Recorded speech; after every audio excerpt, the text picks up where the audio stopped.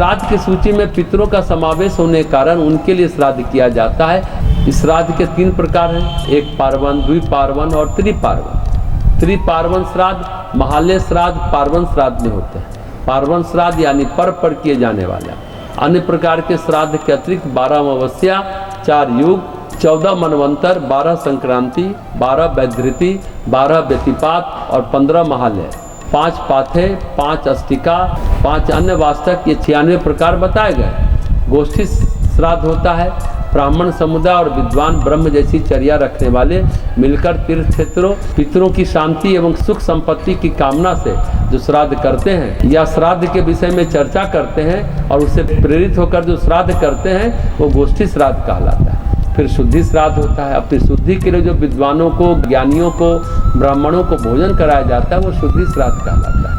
एकोदिश श्राद्ध को विस्तार से करना चाहिए। मृत्यु के उपरांत प्रथम दिन अंत्येष्टि में अर्थात प्रत्यक्षता की अग्नि में जब शव जलाए जाते हैं तब उससे अनेक प्रकार के दूषित रजतात्मक वायु निकलती है। पूरा शव जल जाने पर, पूरा दूषित वायु निकलने पर जीव को आगे का मार्ग मिलता है। इस कर्म को पाथे श्राद्ध भी कहते हैं। इस श्राद्ध में मंत्र सहित संकल्प करने पर प्राण और देह का त्याग हो जाता है, मतलब संबंध समाप्त हो जाते हैं। प्राण वायु का संबंध समाप्त हो जाता है, तब उसकी सूक्ष्म देह हल्की होती है, उससे उसको गति मिलती है। इससे मृत देह का रूपांतरण प्रेत में होने लगता है। ये एकोदिश श्राद्ध है। एक मासिक श्राद्ध होता है। इस श्राद्ध में लिंग देह को बाहर से तेज तत्वात्मक बल प्राप्त होता है।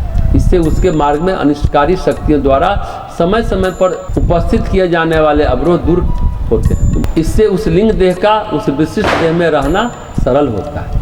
इस श्राद्ध से लिंग देह अपने परिजनों को भूल जाता है। फिर भूलों के, स्मृतियों के, इच्छा के तरंगों से संबंध टूट जाता है।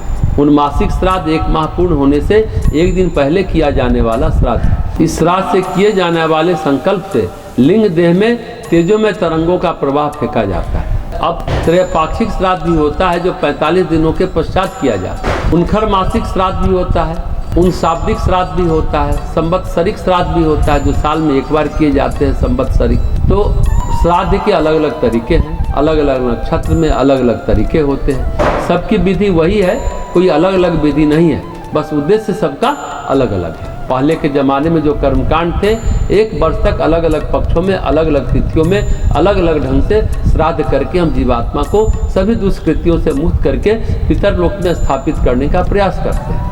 शास्त्र विधि कहती है कि 1 वर्ष में चिता से जो उसके आगे की यात्रा हुई मृत्यु के पश्चात, जो एकोदिश श्राद्ध से आरंभ होकर के संवत्सरिक श्राद्ध तक चली गई, उसके बाद उन्हें पितरों में सपिंडीकरण श्राद्ध करके पितरलोक में स्थापित करते हैं। जब वो पितरलोक में स्थापित हो जाते हैं उसके बाद फिर उन्हें हमारी आवश्यकता उतनी नहीं रह जाती, वो हमें आशीर्वाद देने की स्थिति में होते हैं। फिर वर्ष में हम उन्हें 1 बार जरूर याद करते हैं, विशेषकर पितृ अमावस्या, पितृपक्ष के दिनों में।